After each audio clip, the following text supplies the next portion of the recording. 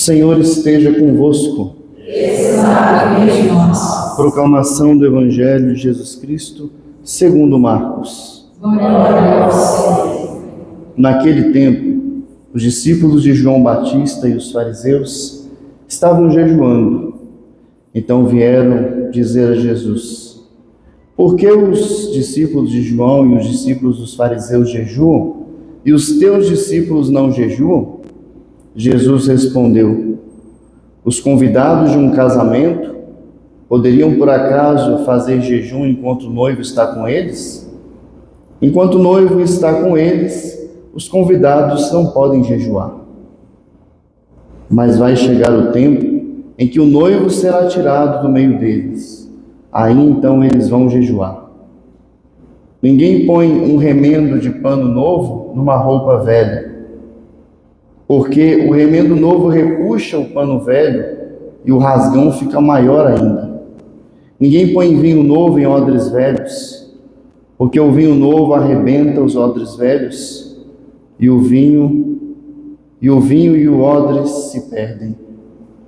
Por isso, vinho novo em odres novos. Palavra da salvação. Glória a vós, Senhor.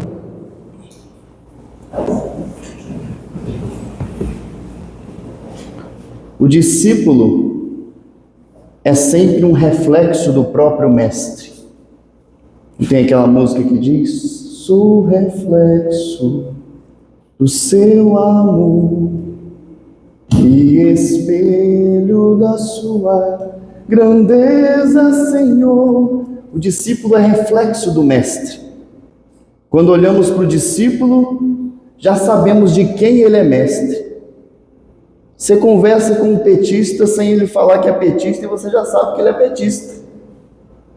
Você conversa com um bolsonarista, você já sabe que ele é seguidor do Bolsonaro.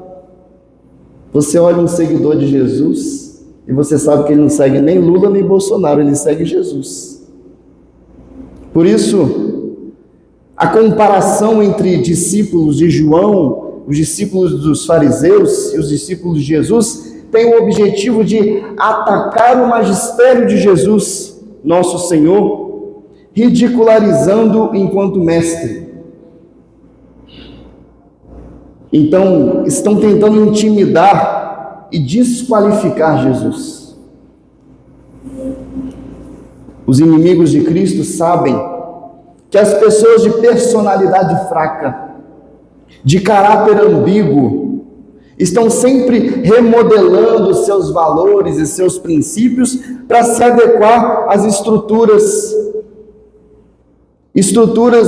que lhes agradam, estruturas que são vantajosas e às vezes até que são impostas. Mas Jesus, por sua vez, sendo a sabedoria do Pai encarnada, não pode ser intimidado, porque a verdade não se adequa à cultura. Porque lá no Rio de Janeiro é cultural a cada frase você falar 5 palavrões. Então, é cultural. Vamos falar palavrão. Porque os tempos são outros. Então, a verdade não se adequa ao tempo. A palavra e a verdade são sempre as mesmas. A verdade não se adequa ao sistema, seja ele político, seja ele econômico. A verdade não se adequa. Ao contrário, a cultura, o tempo e os sistemas precisam se submeter à verdade e à palavra de Deus. Eu não posso dizer que 2 mais 2 são 5 apenas para ser adequado, para ser politicamente correto, para manter a igreja cheia, em nome da acolhida, para acolher você. Então eu não vou falar a verdade. Ou então porque eu sou carentão mesmo, quero ser amado por todos, né? Conversando com um padre amigo aqui em Rio Preto, eu dizia para o padre: padre, as igrejas em Rio Preto estão, algumas, né, pelo amor de Deus, estão induzindo as pessoas ao sacrilégio,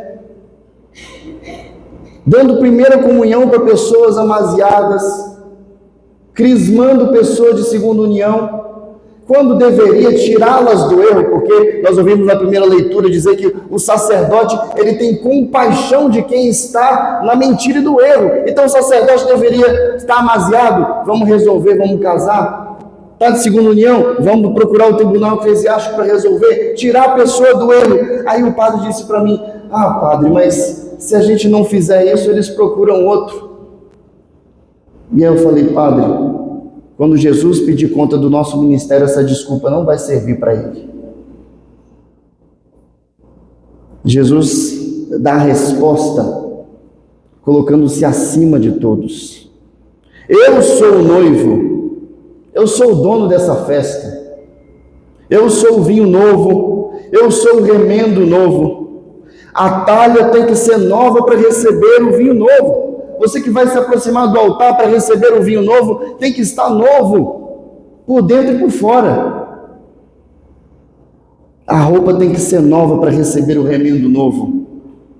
Se o discípulo precisa parecer com o mestre, não podemos seguir Jesus, que é bom, que é verdadeiro, que é justo, tendo velhas atitudes de maldade, de mentira e de injustiça. O discípulo precisa parecer com o mestre, na verdade, na justiça e na bondade, parecer com o mestre, para que olhando para você as pessoas digam, encontramos um discípulo de Jesus, bom, justo e verdadeiro.